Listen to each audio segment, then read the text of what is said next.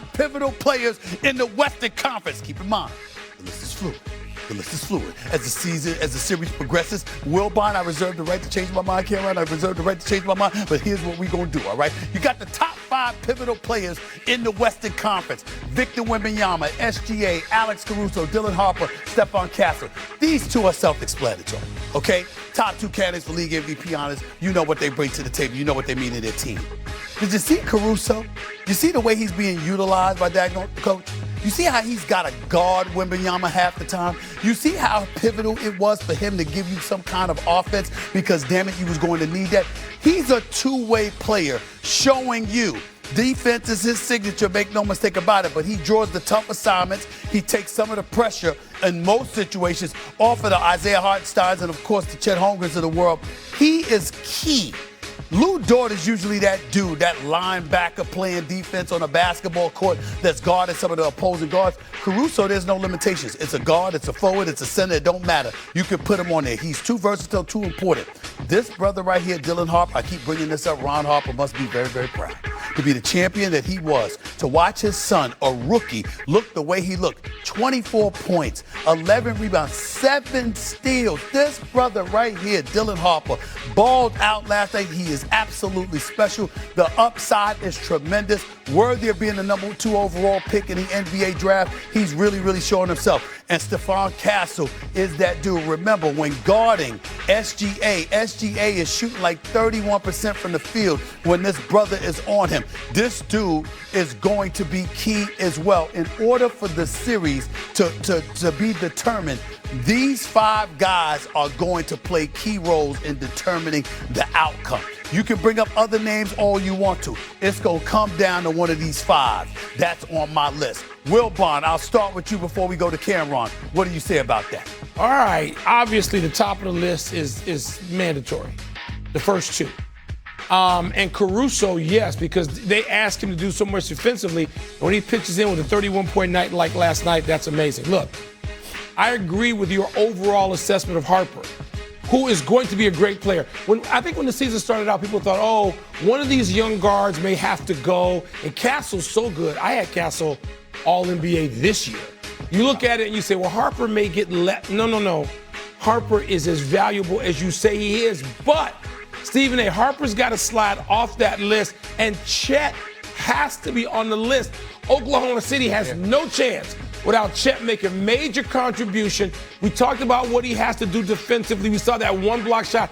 He and Hartenstein can't go 3 for 8 in all those minutes played. But Chet cannot play 40 minutes and have 8 points and 8 rebounds with 2 threes. No. Chet Holmgren might even be the number 3 person on that list above Alex Caruso if OKC is to have any chance of defending this championship. So I should have put Holmgren here and slid down. Yeah, I think so. Excuse me, can I add one? Can I add one? Yeah, guys, Shay, sorry. AJ Mitchell, hello, what did he have, 4 points last night? 4 points, only took 5 shots. He had 3 straight 20-point games. But they can still win without him. That's he had 3 straight 20-point games. I feel you, but they can still win without him. You could slide him in there, too. They need another role. He's not as much of a key as the other guys are. Well, go ahead.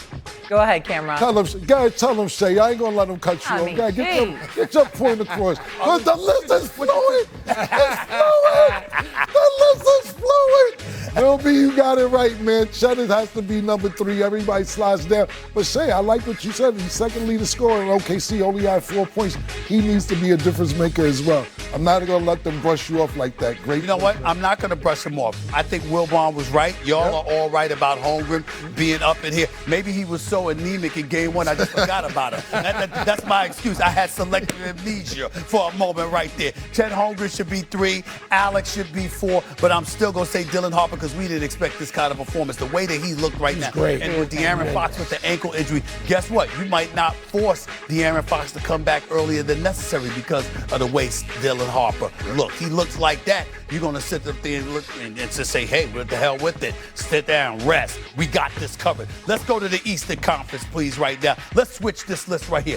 Here's what you got right now. Donovan Mitchell, Jalen Brunson. top two players for their respective teams.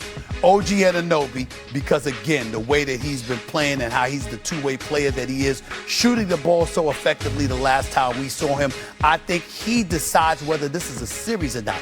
If this brother is playing the way that he's been playing, Cameron, I don't think the Cleveland Cavaliers have a chance if OG looked the way that he looked in the Atlanta series, obviously, and the early part with Philadelphia. That's about it. Evan Mobley is a key because if you get production from a big in Cleveland, that's going to cause problems for the New York Knicks. You're going to sit up there, you're neutralizing Cat to some degree. You don't know what that's going to require out of Mitchell Robinson. You never know what kind of effect that can have on it. And again, Mikal Bridges. I know y'all about Karl Anthony Towns, and I know he's key, but I'm just looking at him as the playmaker that he is. I'm saying if these guys don't convert for him, that makes life exponentially more difficult. That's why I look at OG and I look at Mikal and I say, this is what will determine whether or not it's even a series if these two brothers don't show up. That's why I went with that list, Wilbon. You say what? I say I agree. I hate to agree with you this thoroughly. Write down that list, 1, 2, 3, and 4.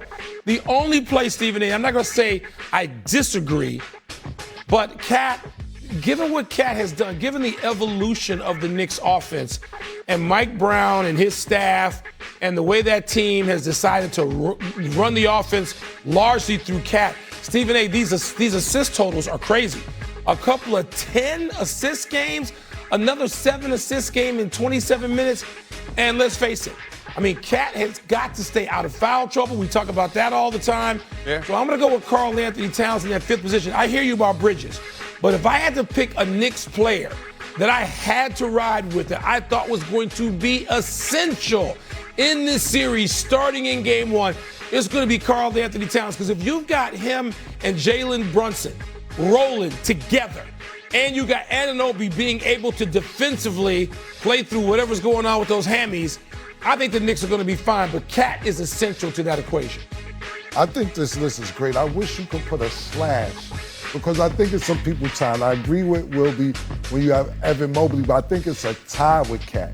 And lastly, with Mikal Bridges, I think it's a tie with James Harden as well. You're almost ready to take away James Harden Hall of Fame credentials. A couple weeks ago. That's what he said. I said he's been performing in game 6s and 7s. Yeah. But he did show up. I mean, he was a plus in the game 7. Wasn't that offensively, but he did other things right. We're going to need a couple vintage James Harden games.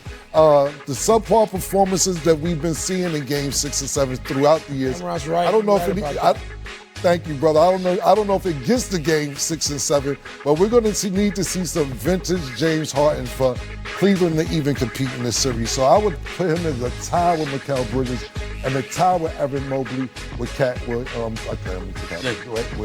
Anthony Towns. Pardon me. Yeah. Shay, did you want to come in and you want to get in on this? Oh, well, thank you. What were your thoughts, Shay? I actually agree with this list. I like this list. I mean, you pick basically every player. There's only 2 teams playing here. I would add Karl Anthony Towns because I think that he is going to be a factor, especially since they've had 9 days off to maybe practice a little more with him facilitating the basketball. So I would have had him to this list. Let's give grades. Cameron, what do you give his grades? Grade his list. Go ahead. It's A- today. I'm gonna give him A-, man. Because listen, the real teacher is Wemby. I'm probably saying that Wilby. You need to grade it. You're the OG here. You tell me what grade you're giving Stephen. The man calls you Wilby instead of Wemby, so you know what that means. No, first of all, iconic figure. That's what listen, me that kind of love. No, listen. I am tuned in. You and Tony for years, since 2003, since it started. You don't even know the historian I am, or you guys show. You know what I love Wilby? Because he keeps it a buck. He said, when they talk about baseball, he says, I wish a pitcher would hit me. I'll run up to the man. he said, why they keep putting the bat down when they run up to the man? That's how much I watch you guys. Cameron, I appreciate, listen, for people who don't know, it's going way back. Going back to the days of Stuart Scott and Hannah when we were doing the NBA and Dan Patrick. And yes, I was Wilby, period, to everybody then. So you are... That just, when you first said it that way, for people who go, what is he saying? Yes, that is what they called me. My man John Barry, so that I'm totally forgot about comfortable and feel at home. And yes, Stephen A was around for all of that. And his list today get an A, but I'm gonna tell you why I'm downgrading him to an A-. He's not here. All I've been hearing about is orange and blue skies. I got to live this. You can be in LA. Your daughters. Come on, man. More important, we got kids. Both of us got 18-year-olds who are doing the LA thing. I'm letting you slide a little bit. I roll in here. A little bit. I figure Stephen A, I'm riding to the Garden in Stephen A's chariot with him tonight for game 1. Oh, wait. He's in LA again. So downgrade him, Cameron. Listen. You know there's no way in hell I would miss the Knicks at the Garden to open the series for the Eastern Conference Finals. I had to give you a hard time. And you know Miss Samantha, you know what a daggone tyrant she is. Samantha. She runs it. Her and Nyla run my life. So you know how it is. You know, I was ordered to be here by somebody I have no rights over, even though I'm a daddy. I know that's true. You're not exaggerating. But then, whenever she's back, if the Knicks are alive, I'm there. You owe me a very expensive dinner here in Manhattan. Okay. That's no doubt about it. That's the right statement. If the Knicks are